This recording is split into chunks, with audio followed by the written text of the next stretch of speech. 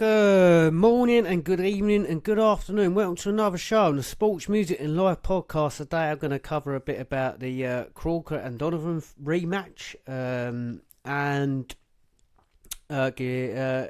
Obviously that's the rematch because of the disqualification to Donovan last time. That was for a world title eliminator. Now that is for an actual world title, the IBF welterweight title. A lot of controversy. Last time it was a good fight. The fight was stopped by disqualification to Donovan. If I remember rightly, it was the hit after the bell that done it. And so there's a bit more of a needle to that fight, like there was the first time round, but now there's a bit more of a needle to it. So that's going to be an interesting one. That is on DAZN tonight. But the main fight I'm coming on to cover about is obviously Canelo versus Crawford, which is going to be I think it could go two ways, this fight, because they're both very good, both got very good ring IQ, but and they're both very talented fighters. The only thing for me is Crawford's coming up to super middleweight. That's two weights. Is he going to carry the same power? He seems to have carried the power all the way through the weight, so why couldn't he do it at super middleweight? But he's up against probably the best chin in boxing right now, because Gigi has retired. And anyone that watched the Gigi Canelo 1 and 2 fight, it was them punches were bouncing off the chin. So you know he has the best chin in the game. Crawford, I think he could get really tested today with Canelo and his power. But let's go into a bit about the start, because I watched the Netflix documentary, and I knew Canelo started young, but I didn't realise he started at the age. So I'll just get my notes up. So what we got here? So at the age of 15, Canelo turned pro because no one would fight him because of the power. He was knocking people out. He had too much strength. He was solid even at the age of 15. And no one wanted to fight him, so he had no choice but to turn pro. And he started boxing quite late too. He hadn't even been boxing that long, so he hadn't had much of an amateur background. A bit like Rocky Marciano, you know, he didn't have much of an amateur background, and he went on to be undefeated, and the rest is history with Rocky Marciano. Obviously, Canelo's been beaten. He got beaten by Mayweather, and Mayweather even said to him at the end of that fight, "You're the one that's going to take over." He was very young. He was very raw. It was far too early. If that was a few years later, who knows? Canelo could have won that fight.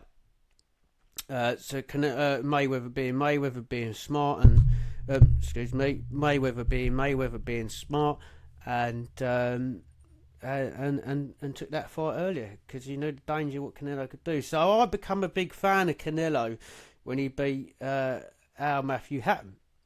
And obviously he's gone on to do tremendous things. He's beaten a lot of top people. He's beaten every Englishman that's come up against. So I will say though, Billy Joe Saunders for me was winning that fight. But Billy Joe Saunders says himself, I believe, quoted that with Canelo you think you're winning, the next thing you know he sets a trap, and he set that trap and he busted Billy Joe Saunders' eye socket. But yeah, I loved Canelo for years. I also remember watching, first time I watched Crawford, another guy who beat our British champion, and that was Ricky Burns. So Crawford had a 70 fight, having 70 amateur fights, only losing 12 times. Some record that is. He still has the same coaches as does Canelo from when they was amateur to now. So Crawford come over to Scotland and he beat our Ricky Burns for his first world title. And Ricky Burns, for those who don't know, he was a freeweight world champion. They don't hand out world champions, so he was good. I'll be honest, he wasn't on the level of the Crawfords and the Canelos, but he got the job done, and he's still become a freeweight world champion. So that is some big credit there, because that is not easy. Now, the standout fight, I think, what really cemented Crawford, if not he wasn't known as the best, but certainly around the world, I would say this, was the Errol Spencer fight. Everyone thought that was going to be a 50-50, and it absolutely destroyed him. He bashed him up, and that was a shock, because Errol Spencer was good, a very good fighter, a very elite fighter, and he dispatched him as nothing. He dispatched him, I'd say, easier than what he did with Sean Porter. So, with that in mind, you know, Canelo, Crawford is mustard. They're both very, very good fighters. So, for me, this is a right 50-50. I wouldn't be surprised if either one of them won. The only thing for me that sways it for me for Canelo is he is the natural super middleweight.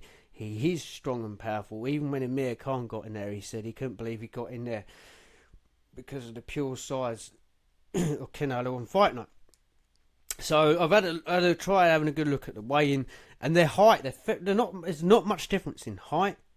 There's not much difference in height, like I say, and they don't look much different in size. But obviously Canelo will rehydrate himself, no doubt, and he'll be coming in a bit bigger. But Canelo carries serious power. So for tonight, I think Crawford could be very tested.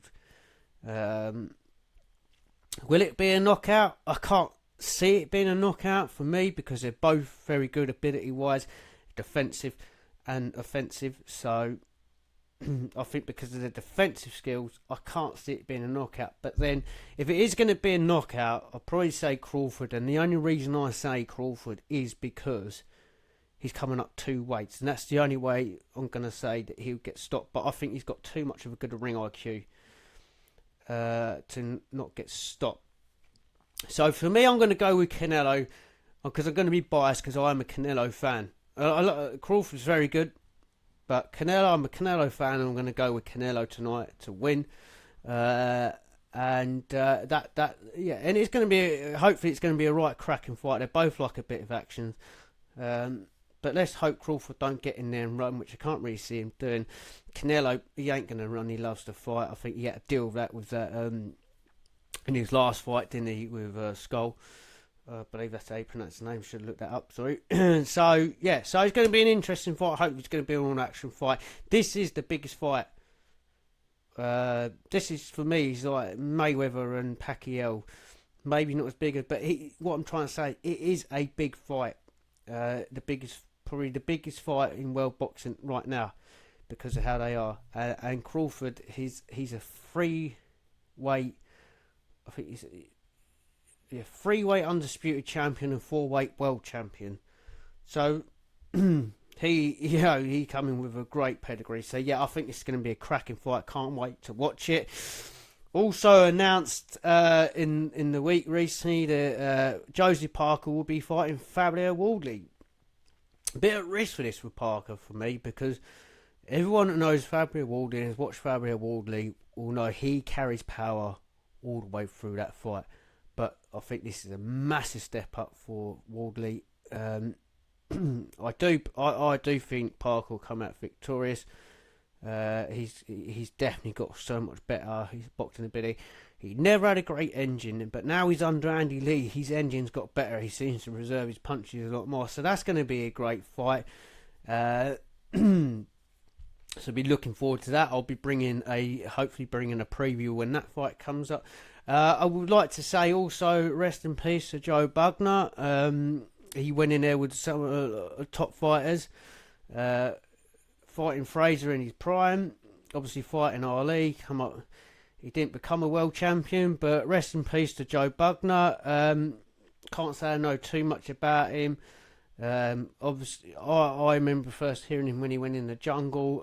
Wasn't really into boxing at that point, so didn't know much about him, but it goes without saying that you have to say rest in peace to someone that was a very hard boxer. A tough boxer, and Frank Warren said he was more better than what he was credited for. So rest in peace to Joe Bugner.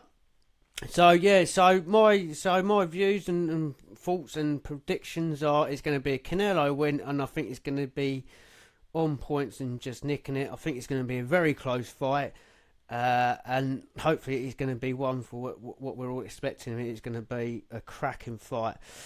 So yeah, thank you for listening, everyone, once again.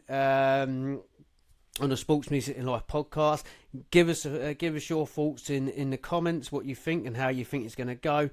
A lot of the Americans are predicting a Crawford knockout, and as you think, the Mexicans are predicting a Canelo knockout. So let me know what you're thinking and what road you're going down for your predictions. Yeah, like I say before, please like and subscribe. Please ring the bell, give us a thumbs up, keep the channel going. Thank you for everyone that's listening, and I'll give you I'll give my review on the fights tomorrow for the next podcast, shall I say. Thank you for listening.